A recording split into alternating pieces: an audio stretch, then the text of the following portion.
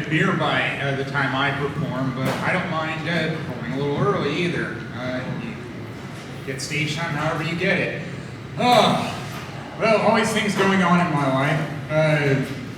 I usually don't start off with my line of work, but, well, might as well do that. So that means tales from the banquet, tales from the crypt. There still are stories to tell despite how most of my colleagues have moved to another office. I haven't moved yet, and I'm still getting questions on when I'm moving. And this Friday, when I was in the branch to check for boxes to pick up, there was a banker there that I only see on Fridays, and she was surprised to see me there. I think that's like the third time since I started 4 years ago. She said, "Lyle, what are you doing here?" And I had to tell her, it's like, I haven't moved yet, don't know yet when I'm moving, but I guess when they tell me. And she seemed to be a little bit out of the loop because she asked me about a colleague of mine that quit almost a year ago. Well, if you're only there at that location on Fridays, I guess you wouldn't be in the loop quite as much as somebody who's there all the time. But yes, bank stories. No surprise how the branch manager would have plenty of them because the saying goes, the buck stops here. No pun intended since it is, after all, a bank. But sometimes she'll tell me some good ones, like when we had to be lunch in the break room at the same time. Like one of them was when she was doing mandatory training near the end of the workday, and man was upset that she wasn't available because his wife's ATM card was stuck in the machine. And it's like, you were already told that we can't help you. The armored car people have to do it. And it's not your card, it's your wife's. So I don't know why you need to see the branch manager to be told the same damn thing. Something about the upset customer was said it was wrong that the branch manager wasn't available for him. And it's like, when are you supposed to do training? After hours? I agreed with her on that. You do training whenever you can. And end of the day is usually the best day to do it because, well, what are the odds on somebody showing up like he did with an impossible thing to solve?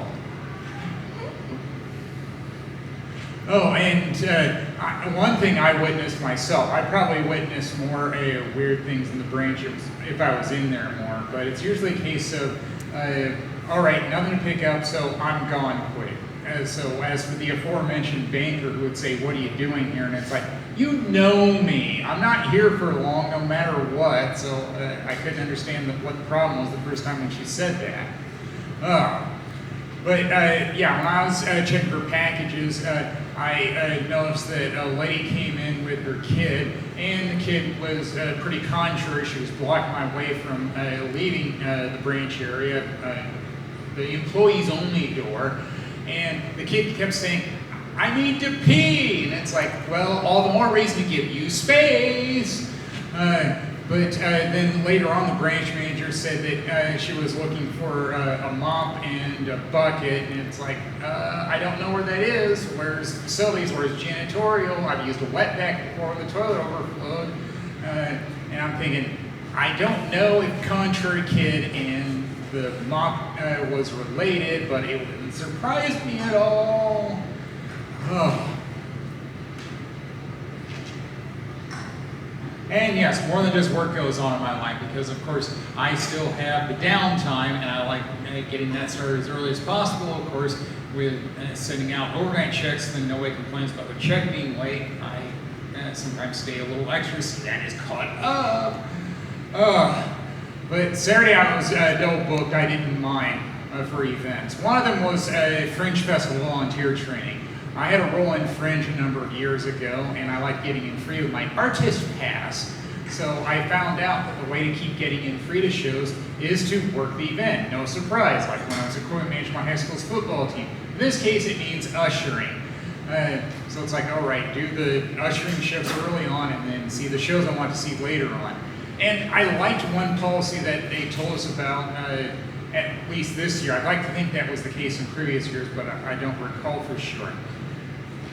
When you're interacting with patrons, ask them if they want or need help instead of just assume and start helping them. And it's like, you know what? I would feel that way too, because all too often I've dealt with that. People would give me unsolicited advice or unsolicited help. I've been in grocery stores before and somebody wanted to tell me that an automatic door was unavailable because of the late hours. And it's like, I just got here and I inverted my empty basket to prove I just got here. Basically, I don't need your help and I didn't ask for it, so I don't know why you tried to give it. Eventually, I stopped seeing him. I'd like to think that he was just reassigned to another night or just plain got fired. I don't know. I don't care. I like getting in without saying a word. And yes, you can, thanks to self-checkout. And then I also went to a Greek festival. I'm not Greek, but I do like good food, good drink, and good music, and festivals have that. And they have festivals for just about anything. Music, ethnic heritage, sense of community, place of worship, or otherwise, a combination of them. It's like, yeah, this works for me. Celebrate life. For too long I didn't do that, but then I finally got out of bad situations, i.e. family, and now it's easier to enjoy your life more. So yay, celebrate our time here. Why not? And then I watched Olympic basketball too. That's probably all I'm going to watch because I'm an American fan and, well, they aren't doing baseball or boxing much, at least on NBC, so what are you going to do? Well, that'll do it for me. Thank you all, and great.